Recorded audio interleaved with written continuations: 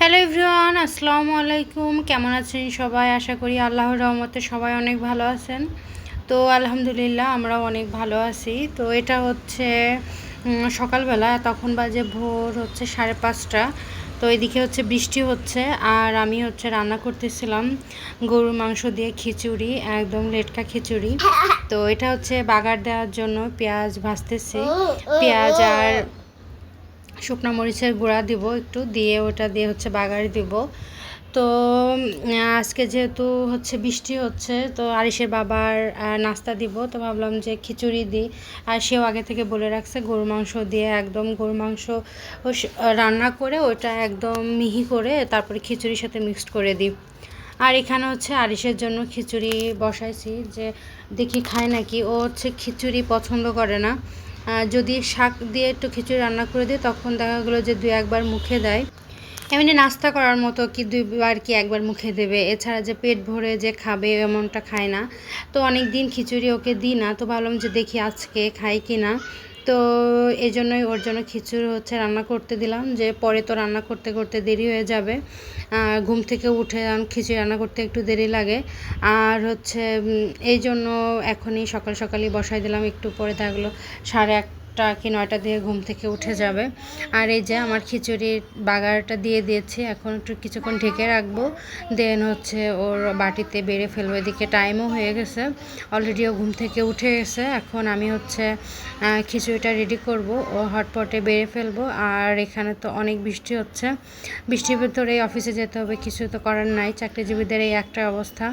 নিজের ব্যবসা বাণিজ্য হলে তখন একটা আলাদা চিন্তাভাবনা থাকে যে না, একটু পরে যায় বা বৃষ্টিটা একটু কমুক। কিন্তু যখন অন্যের চাকরি করা হয় তখন আর এটা মাথায় থাকে না, তখন যেতেই হবে।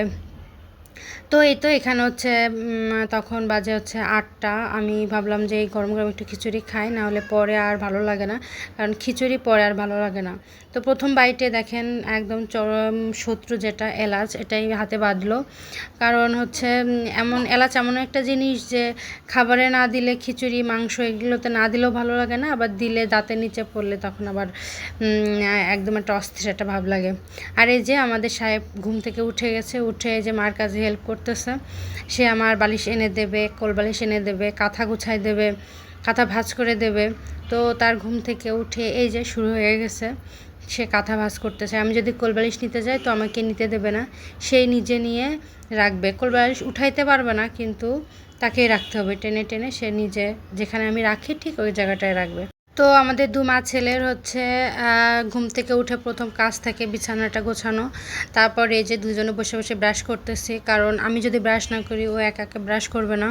এই জন্য আগে আমি ব্রাশ হাতে নিই, তারপরে ওকে ব্রাশ দিই। তো আমার হাতে নেওয়া দেখলে পরে ও নিজে থেকে ব্রাশ চাই, কিন্তু ওই যে 2-1 বার মুখে দেবে দাঁতে।